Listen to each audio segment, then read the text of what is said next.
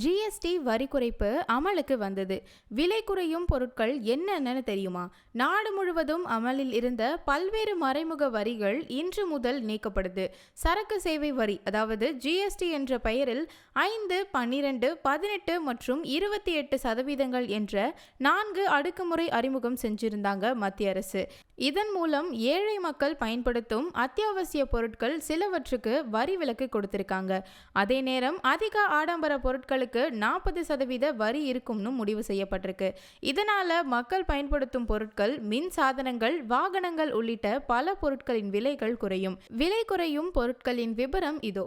நெய், வெண்ணெய், உலர்பழங்கள், நொறுக்கு தீனி, வீட்டு உபயோக பொருட்களான AC, fridge, washing machine, LED டிவிக்கள், பாத்திரம் கழுவும் இயந்திரம் ஆகியவை மீதான வரிகள் குறைஞ்சிருக்கு. 1200 சிசிக்கும் குறைவாக இருக்கக்கூடிய கார்கள், மருத்துவ உபகரணங்கள், தெர்மோமீட்டர்கள், நோய் கண்டறியும் கருவிகள், இரத்த சர்க்கரை ஆகியவற்றை கண்டறியும் கருவிகள், சில மருந்துகள், மாத்திரைகள் ஆகியவற்றின் விலையும் குறையும். இந்த ஆண்டு பண்டிகை நாட்களை தங்களுக்கு பிடிச்ச பொருட்களை குறைஞ்ச விலையில வாங்கி மகிழ்ச்சியா இருங்க மக்களே.